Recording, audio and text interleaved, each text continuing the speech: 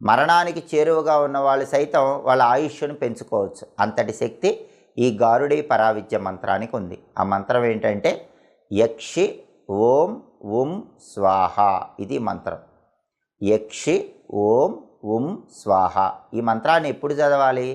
శ్రీరామనవమి రోజు ఉదయం స్నానం చేశాక ఇంటి యజమాని 10 గంటల నుంచి 12 గంటల మధ్య ప్రాంతాల్లో దీపారాధన చేసుకొని చదువుకోవాలి. వీలైనన్ని సార్లు చదివితే ఇంట్లో సభ్యులకి సంవత్సరం మొత్తం అపమృత్యు దోషాలు ఉండవు, దీర్ఘాయుర్దాయం ఉంటుంది. అనారోగ్యం తీవ్రంగా ఉన్న వాళ్ళు కూడా అనారోగ్యం తగ్గింపజేసుకొని ఆరోగ్య ప్రాప్తిని సిద్ధింపజేసుకోవచ్చు. అలాగే సీతారాముల కళ్యాణాన్ని దేవాలయంలో దర్శనం చేసుకోవటం, ఆ కళ్యాణం అక్షింతలు శిరస్సున ధారణ చేయటం ద్వారా అన్ని రకాలైనటువంటి వివాహ దాంపత్య సమస్యల నుంచి సులభంగా బయటపడవచ్చు. అలాగే కలియుగంలో ఎదురయ్యే ఎలాంటి కష్టాలైనా పోగొట్టుకోవాలంటే